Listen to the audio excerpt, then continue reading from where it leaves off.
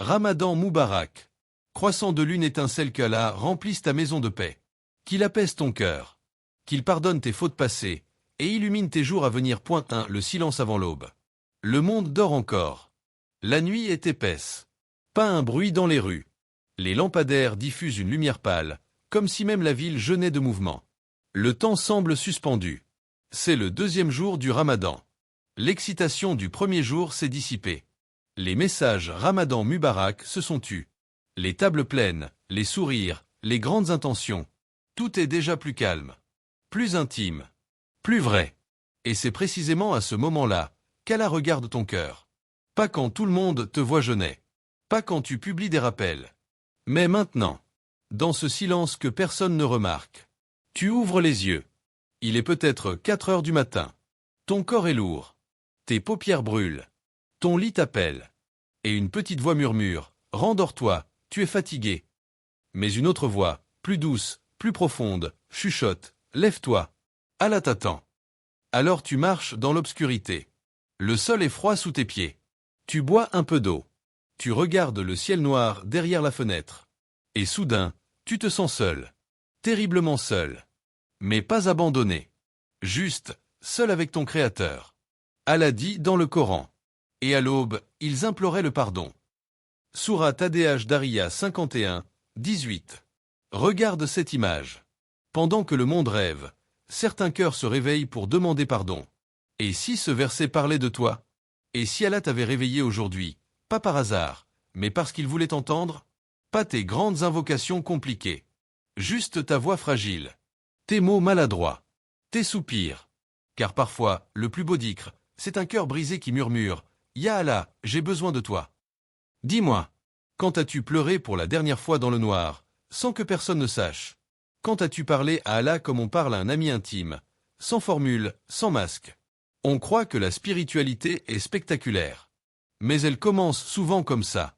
Une pièce sombre. Un tapis de prière. Un cœur fatigué. Et un nom répété doucement. Allah. Allah. Allah. Le deuxième jour du Ramadan n'est pas un jour de performance. C'est un jour de vérité. Car maintenant, personne ne te regarde.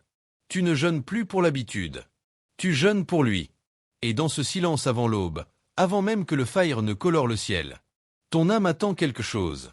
Comme si elle savait qu'un simple dhikr, prononcé dans cet instant précis, pourrait changer toute une vie. Alors laisse-moi te demander, si cette nuit était peut-être la nuit où Allah voulait transformer ton destin, serais-tu encore en train de dormir? 2. Le dhikr que le ciel aime entendre. Il existe des paroles longues, des invocations complexes, des douas que l'on mémorise avec difficulté, des formules belles, mais lourdes pour une langue fatiguée. Et puis, il existe une phrase si courte, que même un enfant peut la dire. Une phrase qui ne prend qu'une seconde, mais qui, aux yeux d'Allah, peut peser plus lourd que des montagnes.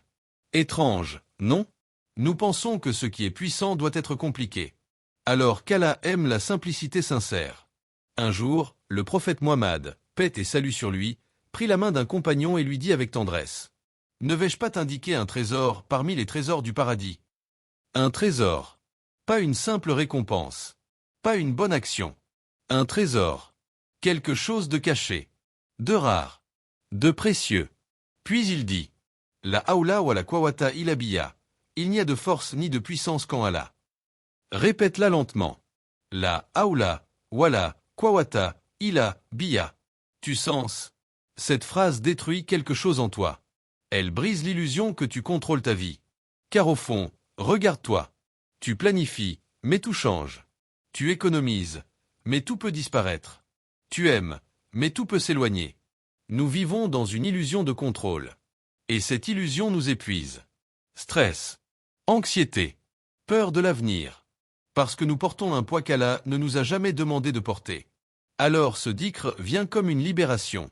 Comme si tu disais: « Ya Allah, je te rends tout. Mes problèmes, mes échecs, mes combats invisibles. Je ne peux rien sans toi. » Et Allah répond dans le Coran. Et quiconque place sa confiance en Allah, il lui suffit. Sourate At-Talaq 65, 3. Il lui suffit. Pas, il l'aidera peut-être. Pas, il verra plus tard. Non. Il suffit. Comme une promesse directe du ciel. Maintenant imagine. Tu es au 2e jour du Ramadan. Ton énergie baisse. La faim commence à peser. Ta motivation diminue. C'est là que beaucoup ralentissent. Mais les rapprochés d'Allah, eux, multiplient le dhikr. Parce qu'ils ont compris quelque chose. Le corps jeûne de nourriture. Mais l'âme, elle, jeûne d'Allah. Et son repas, c'est le rappel. Alors il murmure cette phrase en marchant, en cuisinant, en conduisant, en attendant. La haoula wa la quwwata illa billah. Encore, encore, encore. Comme un battement de cœur. Et petit à petit, leur poitrine devient plus légère. Les problèmes sont toujours là. Mais la peur disparaît. Dis-moi sincèrement, combien de nuits as-tu perdu le sommeil à essayer de tout contrôler? Combien de fois as-tu dit, comment vais-je m'en sortir? Et si la vraie question était plutôt index revers pointant vers la droite blanc, pourquoi essaies-tu encore de t'en sortir seul? Alors qu'Allah t'invite à lui confier chaque chose? 3. L'histoire qui change une vie. Imagine un homme. Pas un savant. Pas un saint. Pas quelqu'un que les gens admirent. Juste un homme ordinaire. Un visage que tu pourrais croiser dans la rue sans jamais t'arrêter. Peut-être même, quelqu'un qui te ressemble. Il se levait chaque matin avec un poids sur la poitrine. Pas un poids physique. Un poids invisible. Les dettes. Les responsabilités. Les échecs répétés. Les regrets qu'il cachait derrière un sourire. Il priait, mais distraitement. Il jeûnait, mais machinalement. Il invoquait, mais sans sentir. Son cœur était sec. Comme une terre qui n'a pas vu la pluie depuis des années. Un soir de Ramadan, 2e jour. Pas le premier, non. Le 2e. Celui où l'enthousiasme retombe. Il rentra chez lui fatigué. Très fatigué. Il s'assit seul après l'Isha. La maison était silencieuse. Ses enfants dormaient. Sa femme aussi. Et pour la première fois depuis longtemps, il craqua. Pas de grandes invocations. Pas de discours. Juste des larmes. Des larmes silencieuses. Il regarda ses mains et murmura. Ya Allah, je suis épuisé. Tu connais cette fatigue? Pas celle du corps. Celle de l'âme. Celle où tu ne sais même plus quoi demander à Allah. Le lendemain, il croisa un vieil imam à la mosquée. Un homme simple, au visage lumineux. Il lui dit, « Tu as l'air lourd, mon frère. » Il répondit en souriant, « C'est la vie. » L'imam posa sa main sur son épaule. « Multiplie, la haoula wa la quwwata illa billah. Pas avec ta langue seulement. Avec ton cœur. Tu verras. » L'homme pensa, « C'est tout? Pas une longue doua. Pas une prière spéciale. Juste quelques mots. » Cela lui semblait presque trop simple. Mais il essaya. Après chaque prière. En marchant. En conduisant. Avant de dormir. La haoula wa la quwwata illa billah. Les premiers jours, rien. Toujours les dettes. Toujours les soucis. Puis quelque chose d'étrange arriva. Les problèmes ne disparurent pas. C'est lui qui changea. Moins de panique. Moins de colère. Plus de calme. Comme si quelqu'un portait le poids avec lui. Comme si son cœur respirait enfin. Puis il se rappela ce verset. Allah n'impose à aucune âme une charge supérieure à sa capacité. Sourate Al-Baqarah 2, 286. Alors pourquoi se sentait-il écrasé avant? Parce qu'il portait seul ce qu'Allah n'avait jamais voulu qu'il porte seul. Petit à petit, des portes s'ouvrirent. Un travail inattendu. Une dette allégée. Une aide venue d'un ami. Des choses simples. Mais parfaitement synchronisées. Comme si Allah murmurait, « Maintenant que tu me fais confiance, regarde ce que je fais pour toi. » Et toi qui écoutes cette histoire, peut-être que tu te dis, « C'est beau, mais moi, ma situation est différente. » Vraiment. La tristesse a-t-elle un visage différent? La peur change-t-elle selon les personnes? Ou bien avons-nous tous ce même vide caché que personne ne voit? Dis-moi. Index revers pointant vers la droite blanc, et si ton cœur attendait juste un dhikr sincère pour commencer à guérir, exactement comme cet homme? 4. Le combat invisible. On parle souvent de Shaitan. On l'accuse de tout. Nos retards. Nos péchés. Notre paresse. Nos chutes. C'est le diable. Mais si, pour une fois, tu regardais plus près que le monde. Plus près que les tentations. Plus près que ton propre cœur. Car le combat le plus dangereux n'est pas extérieur. Il est silencieux. Il vit en toi. C'est ton ego. Ton naf. Cette voix qui murmure, tu peux gérer seul. Tu n'as besoin de personne. Plus tard, tu feras du dhikr. Tu es encore jeune. Toujours plus tard. Toujours demain. Jamais maintenant. Et le deuxième jour du Ramadan révèle cette vérité cruelle. Le premier jour, tout est facile. L'adrénaline. La motivation.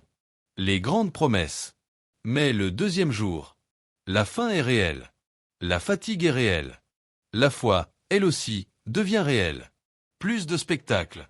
Plus d'émotions collectives. Juste toi, face à toi-même. Et soudain tu remarques quelque chose d'inconfortable. Tu prends ton téléphone plus souvent que ton mushaf. Tu parles plus aux gens qu'à Allah. Tu trouves du temps pour tout, sauf pour le dhikr. Pourquoi? Parce que le dhikr confronte ton orgueil.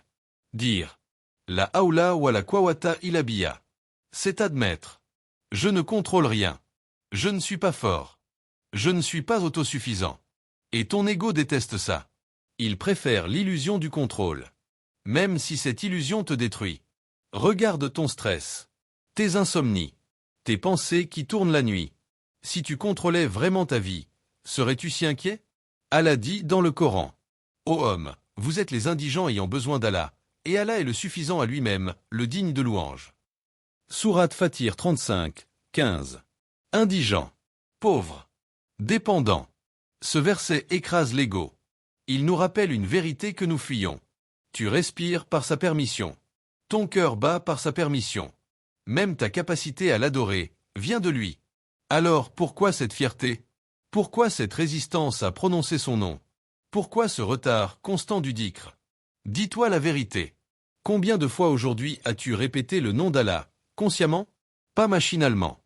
Pas vite. Mais comme quelqu'un qui se noie appelle à l'aide. Parce que c'est ça, le dhikr. Un appel de survie.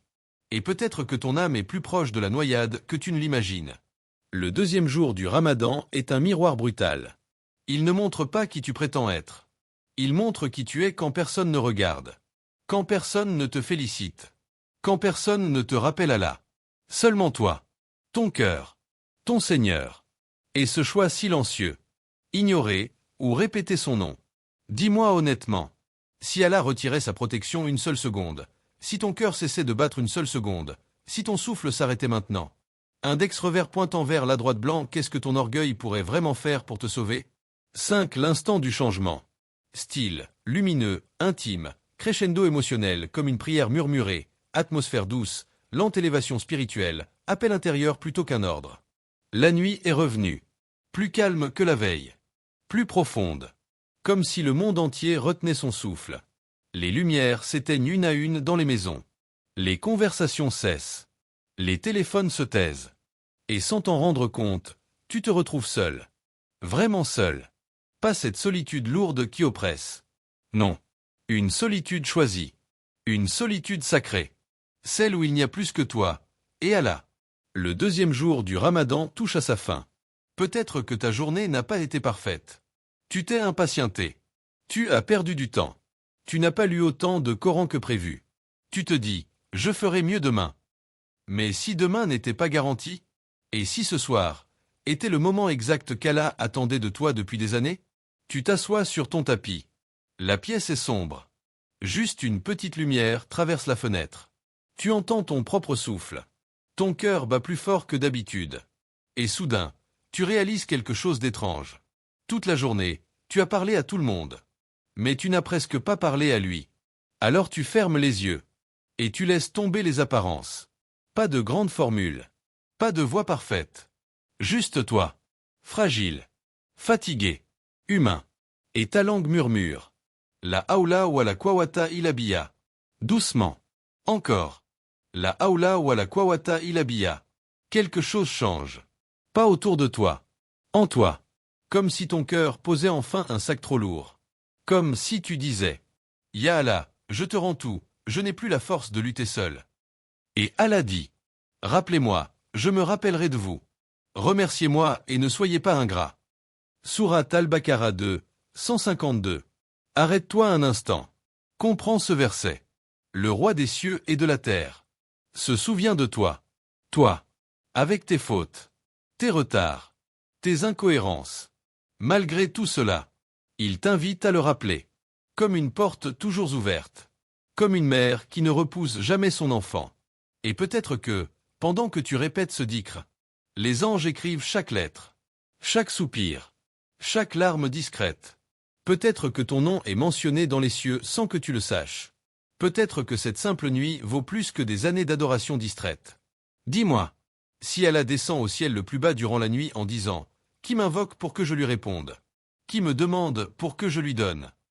Seras-tu en train de dormir? Ou en train de murmurer son nom dans le silence? Si cette nuit pouvait être celle où ton destin change, celle où ton cœur guérit, celle où tes péchés tombent comme des feuilles mortes, index revers pointant vers la droite blanc, vas-tu vraiment laisser passer cet instant, sans lui parler une seule fois?